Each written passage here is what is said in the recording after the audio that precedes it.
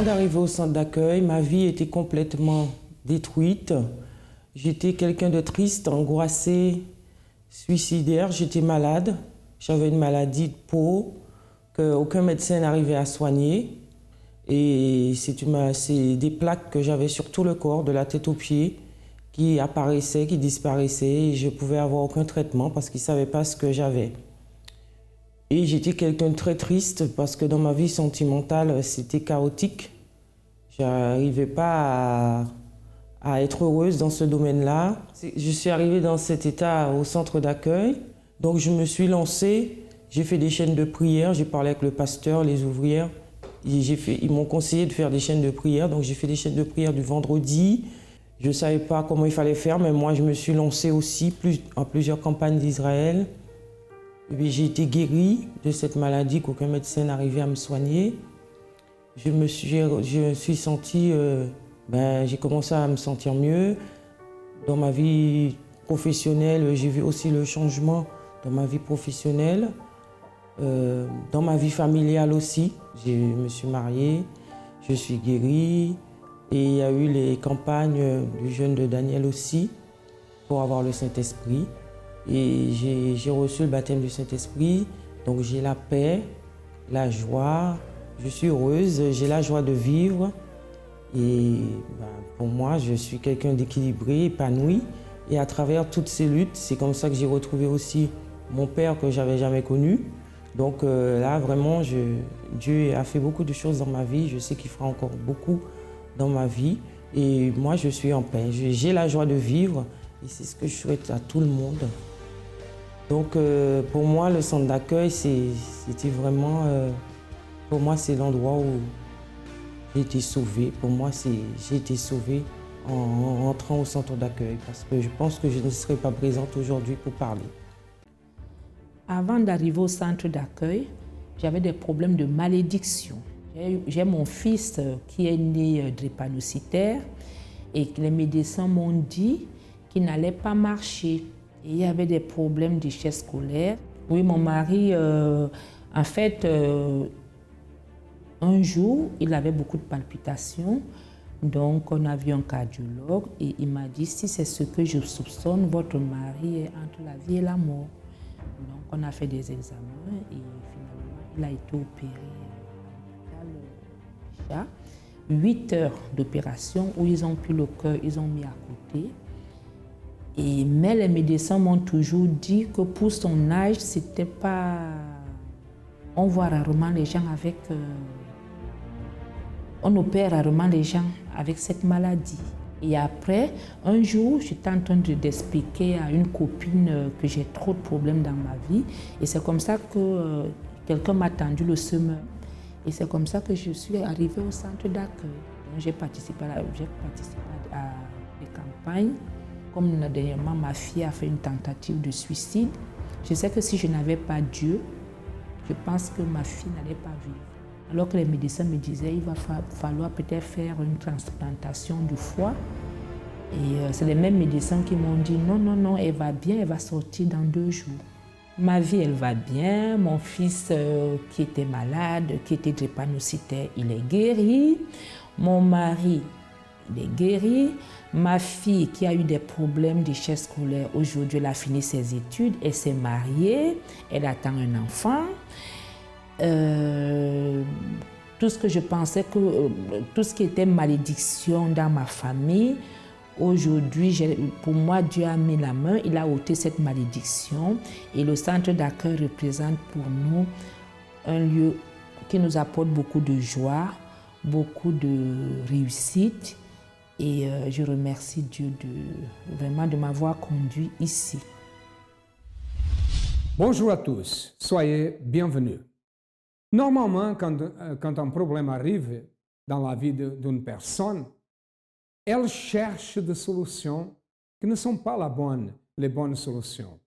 Ces solutions que la personne trouve vont faire que les problèmes augmentent, qu'il y ait d'autres problèmes. Par exemple, une personne qui, sa vie ne marche pas, elle vient d'une déception, d'une séparation, d'un problème de famille ou d'autres. Et elle pense faire quoi? Ah, je vais boire, je vais avec mes amis, je vais boire de l'alcool, je vais fumer de la drogue, je vais faire ça, je vais chercher la joie. Mes amis, ça c'est le chemin erroné. Et beaucoup de personnes ont déjà eu de mauvaises expériences. Nous allons écouter le témoignage d'Amandine, qui a passé por une situation comme ça. Regardez comment était sa vie. Donc ma vie, en fait, avant d'arriver au centre d'accueil, elle n'avait pas de direction. Donc déjà, dans ma vie familiale, en fait, je ne m'entendais pas avec mes frères. On était complètement éparpillés. Ensuite, au niveau spirituel, en fait, j'étais perdue, je mentais beaucoup. J'avais pas de respect envers moi-même. Je sortais avec des garçons, je mentais beaucoup à mes parents. Et en fait, comment dire, on ne s'entendait pas. À plusieurs reprises, il m'arrivait en fait de menacer mes petites sœurs ou mes petits frères avec des couteaux. Et en fait, comment dire, je leur faisais peur. Ils n'avaient pas confiance en moi, je leur faisais vraiment peur. Déjà, je suis l'aînée de ma famille et comment dire, par rapport à ça, en fait, c'était un grand poids que j'avais sur moi. Donc, comment dire, le seul moyen que j'avais d'échapper à cette pression, on va dire, je pense que c'était de menacer les autres pour me sentir, en fait, pour me sentir bien. Au début, en fait, j'étais quelqu'un d'assez, comment dire, j'ai jamais été timide comme personne, mais j'étais très, comment dire, j'aimais bien me faire remarquer. Donc, comment dire, pour attirer les garçons, déjà, je mettais toujours des trucs plus serrés, même que ce soit mes hauts, j'aimais vraiment attirer l'attention. Et en fait, c'était parce que comme mes parents, en fait, ils m'interdisaient de sortir, et ben, quand je sortais, et ben, il fallait qu'on me voie, il fallait que je me fasse remarquer. Oui, j'allais en boîte de nuit, des fois et tout, ça m'arrivait aussi de sortir avec des garçons, même des garçons qui avaient déjà des copines, je sortais avec eux, je traînais à la Défense, enfin, je faisais vraiment, vraiment n'importe quoi. Et je m'habillais vraiment de manière très, très vulgaire. Et même mes copines, elles m'enviaient, mais en fait, j'ai compris par la suite en fait que c'était comment dire, c'était en fait, elles se moquaient de moi. Mais moi, je le savais pas et je pensais qu'elles m'aimaient bien, mais en fait, derrière toutes ces choses en fait que je faisais, elles se moquaient de moi en fait par derrière. Donc, effectivement, je me sentais vraiment mal. Ben, en fait, j'étais complètement déprimée. Et en fait, quand je suis arrivée au centre d'accueil, je sortais d'une relation, comment dire, d'un échec sentimental. Et en fait, ça m'a tellement emmené bas que j'ai perdu en fait 5 kilos en l'espace d'une semaine. Donc j'étais vraiment pas bien, j'ai fait une espèce de dépression. Et j'étais vraiment au plus bas, au plus bas. C'est comme ça que je suis arrivée au centre d'accueil. J'ai remarqué ici quelque chose. Elle était nerveuse, violente, avec ses frères et sœurs. Elle vivait dans le mensonge, dans l'apparence. Elle donnait son corps pour chercher la solution, la joie. La vie sentimentale était détruite et suite à cela, elle est tombée dans une dépression et elle ne mangeait plus. Elle était détruite, elle marchait vers l'abîme, vers la destruction. Mais ce n'est pas seulement Amandine. Beaucoup de jeunes, beaucoup de personnes sont dans la même voie. Et c'est pour cela que le centre d'accueil a les portes ouvertes 7 fois par semaine, de lundi à lundi, et du matin au soir. Nous sommes là, il n'y a pas de congé, il n'y a pas de vacances, parce que notre objectif, c'est sauver. Si vous avez un problème, une situation difficile, sachez que nous sommes là pour vous aider.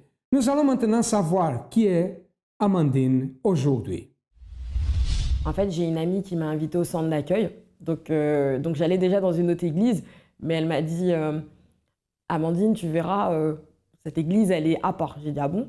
J'ai dit parce que les gens ils prient haut, fort. Enfin, voilà, c'est comme ça qu'elle m'a expliqué. Et moi, comme je n'avais rien à perdre, je voulais sortir dans la situation où j'étais. C'est comme ça que je suis arrivée au centre d'accueil. Alors en fait, j'ai commencé à suivre la chaîne de délivrance. Ensuite, j'ai dû faire un choix et quitter l'église où j'étais parce que j'étais entre deux. Et vraiment, le centre d'accueil m'avait appris vraiment une base spirituelle que je n'avais pas auparavant. Donc, j'ai vraiment suivi les chaînes de délivrance. Je venais aussi chaque dimanche, les mercredis, pour la recherche du Saint-Esprit. Et j'étais vraiment assidue dans ma délivrance. Vraiment, j'ai commencé aussi à faire les campagnes d'Israël. Alors, j'ai sacrifié pour ma vie spirituelle. J'ai sacrifié pour ma vie professionnelle et à chaque fois, j'ai eu la victoire. En fait, je savais que le sacrifice, pour moi, c'était quelque chose de... C'était beaucoup plus fort, en fait, que n'importe quelle chose. Je savais que la réponse, ça pouvait venir que par le sacrifice, pas par autre chose. Parce que le sacrifice, pour moi, c'est le moment le plus fort de notre foi. Et en fait, je savais que c'était là où ma réponse allait tomber. Alors déjà, j'ai été complètement délivrée. J'ai reçu le Saint-Esprit. Et après, ma vie professionnelle, elle a changé. Donc, j'avais pas de vision. Je suis arrivée à l'église vraiment avec un petit salaire. Maintenant, franchement, ma vie, ça va. J'ai pu avoir mon permis de conduire, chose que je n'arrivais pas à avoir pendant longtemps. J'ai vraiment galéré par rapport à ça. J'ai eu mon appartement. J'étais en intérim et j'ai eu mon appartement grâce aux chaînes de prière que je faisais le lundi. Et là, maintenant, c'est une Amandine transformée qui continue encore à changer parce que faut pas penser que parce qu'on a le Saint-Esprit, tout est fait. Non, c'est justement là que Dieu nous peaufine et il fait que, on change jour après jour. Avec ma famille, ça va bien. Mes sœurs, elles viennent à l'église. Et pour mon petit frère et tout, il venait, maintenant il vient plus, mais on continue à persévérer pour qu'il puisse se donner à Dieu. Et avec mes parents, ça va. Enfin, la vie familiale, ça va. Franchement, il n'y a rien à dire. Franchement, le sacrifice, pour moi, c'est quelque chose de... Je sais pas. Ça fait 6 ans, 7 ans que je suis au centre d'accueil et j'ai raté aucune campagne d'Israël. Pour moi, c'est le moment le plus haut de ma foi où je montre à Dieu de quoi je suis capable, de quoi je suis capable de faire pour lui, pour lui montrer que je crois en lui et que je veux avancer avec lui. Donc, là, on a fini la campagne d'Israël, mais moi, j'y suis encore. Parce que faut pas croire que c'est fini. C'est justement quand on pose notre sacrifice que justement, là, les choses les plus dures commencent.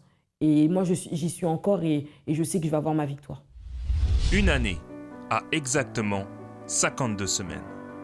Et cette année, qu'est-ce qui a changé dans votre vie? Tout a changé pour le meilleur ou pour le pire? Si votre réponse est pour le pire, alors le centre d'accueil est en train de consacrer pour vous 52 jours qui vont restaurer votre vie. Qu'est-ce qui a besoin d'être restauré dans votre vie? Votre famille, vos finances, votre santé, votre amour, votre vie spirituelle. Du 24 août au 15 octobre, 52 jours de reconstruction, de foi, de miracle, de persévérance et de recherche du Dieu vivant. Pour la restauration de vie de tous ceux qui croient. Nous ferons aussi 7 veillées, tous les vendredis, de 22h à 23h. Plus d'informations à travers notre ligne amie 24h au 01 53 35 85 12 ou à travers du site centredaccueil.net. Centre d'accueil, nous croyons en vous comme personne. Aujourd'hui, elle n'a pas besoin de se réfugier, de chercher le refuge dans l'alcool, dans le monde. Aujourd'hui, elle sait comment avancer. Elle est totalement transformée grâce aux chaînes de prière, au centre d'accueil. Nous allons maintenant écouter la parole du jour à travers l'évêque Júlio Freitas, le responsable du travail du centre d'accueil dans l'Europe.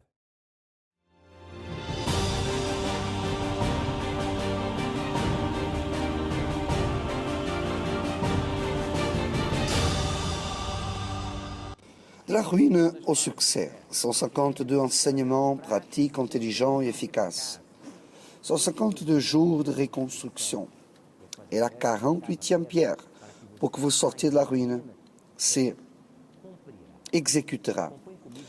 Accompagnez avec moi le texte sacré dans le livre de Romains, chapitre 9, verset 28, lorsque l'Esprit de Dieu affirme « Car le Seigneur exécutera pleinement et promptement sur la terre. » Si merveilleux. On n'a jamais vécu une époque où la parole d'une personne a si peu de valeur, n'est-ce pas? Aujourd'hui, la parole de beaucoup de gens ne vaut rien du tout. Si avant, il suffisait la parole engagée, que ne pas l'accomplir signifiait le déshonneur, la parole suffisait pour faire des alliances, faire des contrats. Et aujourd'hui, on a besoin des garanties pour essayer de voir si on va faire un contrat avec cette entreprise ou pas, n'est-ce pas? Mais je vous demande, et la parole de Dieu, est-ce qu'elle a perdu sa validité?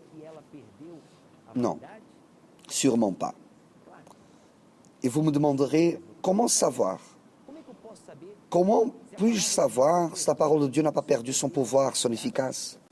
Vous pouvez prouver cette parole et connaître sa véracité. Et c'est quand vous êtes soumis au commandement de Dieu, quand nous accomplissions avec ses commandements, c'est là que Dieu accomplit avec ses promesses. Les promesses de Dieu ont un prix. Et le prix n'est pas de l'argent, ce n'est pas de la charité, ni une position dans une église ou d'une religion. Le prix à payer pour que les promesses de Dieu s'accomplissent dans nos vies, c'est exactement l'obéissance à ses commandements. Dieu accomplit ses promesses dans la vie de ceux qui ont sa parole, gardent sa parole, qui accomplissent ses obligations, faisant ainsi preuve que la parole de Dieu, elle est acceptée, elle est crue et pratiquée. Lorsque j'accepte, crois et pratique la parole de Dieu, alors je prouve à celui-ci. Et c'est là qu'il accomplira ses promesses dans nos vies. Car le Seigneur exécutera futur. Il y a une condition pour que Dieu accomplisse sa parole. Quelle est la condition? Que vous et moi, on persévère dans la pratique de ce qui est correct, ce qui est juste, ce qui est vrai. Lorsque vous et moi, nous persévérons dans la pratique de la parole de Dieu, même si on est fatigué, déçu ou menacé, ou même si on est accusé, lorsque vous et moi, on persévère dans la parole de Dieu, alors il exécute sa parole. Il exécute sur la terre. Quelqu'un dirait, Dieu va accomplir ses promesses lorsqu'on arrivera aux cieux. Non, il n'y a pas besoin d'accomplir ce qu'il a promis dans les cieux. Car là-haut, il n'y a pas de besoins physiques, sentimentaux, familial, ni matériel, ni même spirituel. Dans les cieux, tout est bon, tout est parfait. Où Dieu lui-même est la lumière. Là, il n'y a pas de maladie, d'injustice, de misère, de péché, ni de tentation. La promesse de Dieu doit s'accomplir ici sur la terre, tel comme c'est écrit dans votre Bible et dans la mienne. Mais pour que Dieu exécute sa promesse dans votre vie, vous et moi qui sommes sur cette planète, nous devons accomplir avec ses commandements. Et pour cela, il dit pleinement, promptement, d'une façon juste, bientôt. Il va exécuter. Ne vous désespérez pas, ne vous découragez pas, n'arrêtez pas de pratiquer votre foi intelligente, mais persévérez dans la pratique de celle-ci. Mettez de côté les excuses, le fanatisme, l'hypocrisie. Mettez de côté tout ce qui vous a empêché de pratiquer la parole de Dieu. Et suivez, persévérant dans la pratique de celle-ci, et vous allez être surpris, parce que sûrement, maintenant, au bout de ces 52 jours de reconstruction, vous verrez une grande différence en vous-même par rapport à comme vous étiez avant et après ces 52 jours. J'espère que vous avez utilisé, vous avez profité au maximum de ce propos, que vous avez assisté à toutes les vidéos et que vous étiez très attentif à chaque parole, chaque orientation et que vous mettez en pratique, car sûrement, nous allons célébrer votre réalisation, la reconstruction de votre vie. Est-ce que ce message vous a aidé Alors partagez avec votre famille, vos amis dans les réseaux sociaux, de la ruine au succès. 152 enseignements pratiques, intelligents et efficaces. 52 jours de reconstruction. Allez au centre d'accueil le plus proche chez vous encore aujourd'hui. Participez de ce propos de reconstruire votre vie. De la ruine au succès. Tout dépendra à qui vous allez vous allier. À demain.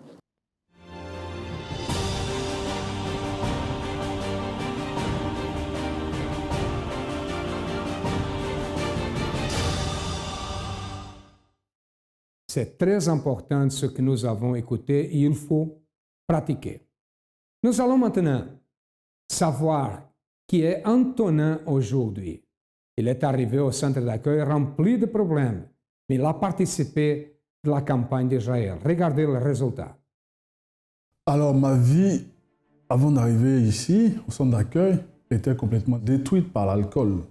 Tant que je ne buvais pas, je n'arrivais pas à dormir. Jusqu'au point où j'arrivais des fois même à tomber ivre.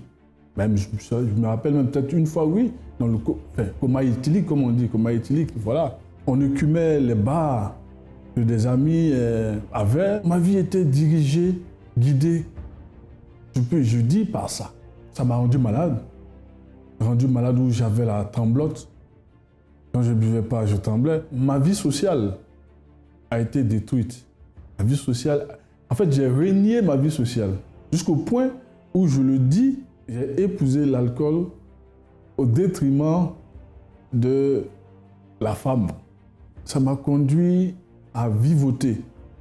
À avoir une vie, je dirais, de bohème peut-être, parce que ça m'a conduit même aussi à connaître un état de vivre, un état de SDF. Quand je ne buvais pas, je me sentais triste. Alors au centre d'accueil, je suis venu au centre d'accueil parce que j'avais un ami qui avait une boutique exotique où je venais boire. La boutique était située dans la rue de l'église. Quand, des années passées, quand j'ai eu un ami qui est décédé par suicide, là à la gare du Nord, qui s'est suicidé à la gare du Nord, ça m'a interpellé. Ça m'a interpellé parce qu'entre-temps, ma vie était complètement détruite aussi. Et ça m'a interpellé. C'est comme ça que je suis venu au centre d'accueil. Je me suis rappelé que là où tu allais boire, il y avait une église, ben vas-y, va. Donc c'est comme ça que je suis venu au centre d'accueil. Et au centre d'accueil, je vis les pasteurs, on a commencé dans les chaînes de prière, tout et tout. Et également est venu après, dans l'année 2013, la campagne d'Israël, à laquelle j'ai participé. J'assistais également aux séances de délivrance les vendredis, surtout la délivrance les vendredis, parce que je savais déjà le problème que j'avais. Le problème d'alcool qui avait complètement détruit ma vie sociale, familiale et puis même professionnelle. J'ai fait la campagne d'Israël pour être bref, c'était pour ma vie spirituelle déjà, pour ma vie spirituelle. Parce que j'avoue que j'étais aussi dans d'autres, avant de venir là, j'étais aussi dans d'autres églises. Vous voyez, dans d'autres églises où, bon, voilà, comme ça. Je dis non, je ne peux pas continuer comme ça, à danser, à vivoter. Je veux bâtir ma vie sur le roc, sur le rocher que tu es. Mais c'est vrai, ma vie spirituelle, mais également ma vie financière et professionnelle. Donc, Seigneur, voilà. Toi-même, tu sais, tu me connais, je n'ai pas de grands mots ni de grandes phrases à faire. Je suis allé creuser, voilà. Donc, c'est comme ça que j'ai fait mon sacrifice. Ma vie actuellement, ma vie, ce que je suis libre et j'ai la paix. J'ai la paix. J'ai les moyens, les conditions d'aller vers les autres. J'ai cette assurance d'aller vers les autres. Parce qu'avant, j'étais très enfermé. Le merveilleux cadeau que Dieu m'a fait, c'est ça, c'est la paix intérieure en moi. Parce que je ne connaissais pas mon identité. L'alcool, la cigarette, la vie mondaine, ça c'est du passé. Et ensuite, ma vie professionnelle, financière, bénie. Le centre d'accueil, je peux dire que c'est une école, un endroit où on agit la foi. Je suis heureux parce que j'ai la paix et libre. Voilà, comme la vie de ces personnes a changé, comme les miracles ont été réalisés dans la vie de ces personnes qui sont venues au centre d'accueil, votre vie peut changer aussi. Vous avez les adresses qui passent dans votre ordinateur, qui ont passé et qui continuent à passer. Vous avez un numéro de téléphone et vous avez aussi le siège du centre d'accueil. Nous sommes situés au 254 de rue du Faubourg Saint-Martin, au 10e arrondissement à Paris. N'oubliez pas que les portes du centre d'accueil sont ouvertes du matin au soir, de lundi à lundi. À demain et que Dieu vous bénisse à tous abondamment.